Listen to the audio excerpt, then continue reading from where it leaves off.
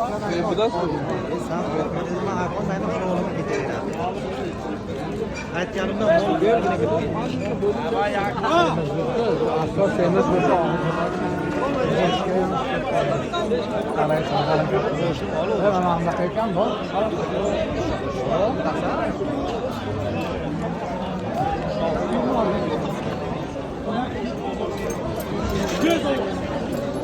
Big.